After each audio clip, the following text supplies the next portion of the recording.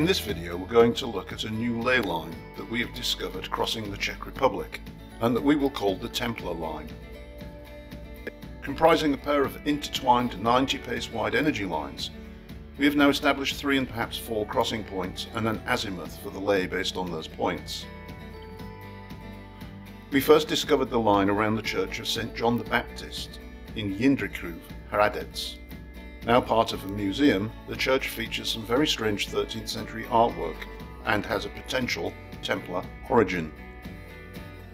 For those interested, we have already posted 2 videos about the mysterious church and its artwork.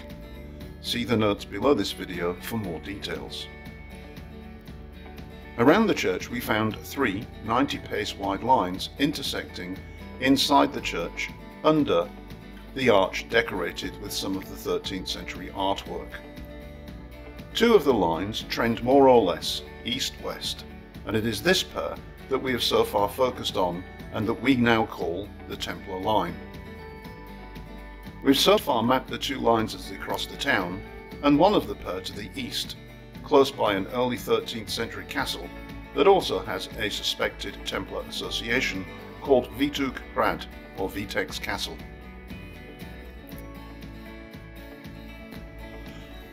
The second point on the line that we discovered lies to the west of the historic town of Telc.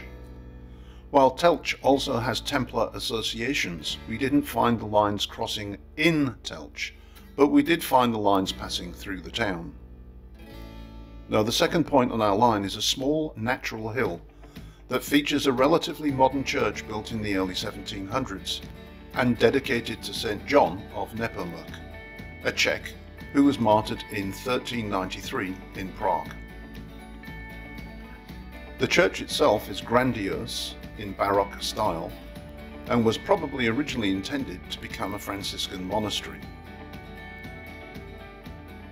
The hill is called Novacek's Hill, and it is known for the energies there, with several visitors remarking on the energies both within the church and on the hill. So far we've found very little information about the hill itself, but a stone formation there suggests that it has older origins as a site, and we will keep looking for more information. The hill offers commanding views of the local countryside, including the town of Telc. The church has already been burned down twice in 2 separate fires, the latter caused by lightning, and we could not help think that the hill has pagan origins and that Perun, the Slavic god of thunder and the skies, had struck the church with his lightning bolt, thus making the place a site of veneration of the sky god. Visiting on the winter solstice at sunset, we were gifted with the most amazing views of the death throes of the Slavic sun god, and that night we kept a candle burning in the hope that the new sun god would arise again in the morning. Of course, the next morning the sun did rise again, and we were greeted with a crisp, cold and sunny morning.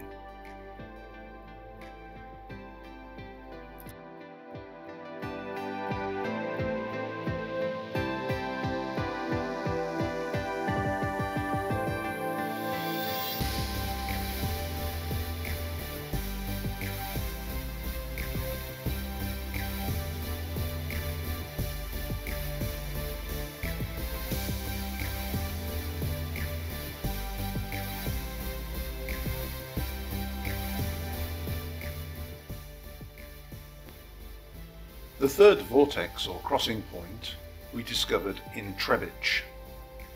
We'd gone to visit the Basilica there, as Eva had noted that it had windows that had similar designs to Templar churches elsewhere, as well as Templar type crosses in other windows. We soon discovered the 2 90 pace wide lines passing through the Basilica, and on visiting it noted the remarkable energies inside the church itself.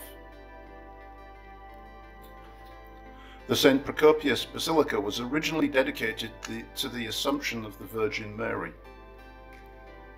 It was built on the site of a monastery chapel dedicated to Mary that was built in 1104 from wood. The wooden Benedictine monastery and church was replaced with stone progressively in the 13th century. The building was severely damaged during the siege of Trebic by Hungarian troops in 1468, and it was then used as a stable, a grain granary, and later on a brewery. The basilica includes ancient murals and a Romanesque rosette window with the original 10-part stone tracery. For us though, the painting of Templar-like crosses on the walls and the same crosses in the windows seemed to hint at some wider Templar involvement, something that if you dig deep you can find mentioned in the literature about the Basilica.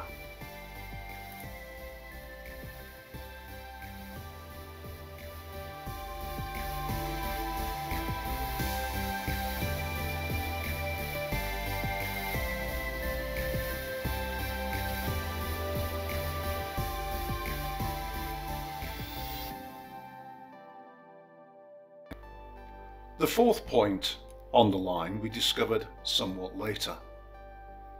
By lining up the three earlier vortexes that we had discovered, we were able to draw a line with an azimuth and note where that line went.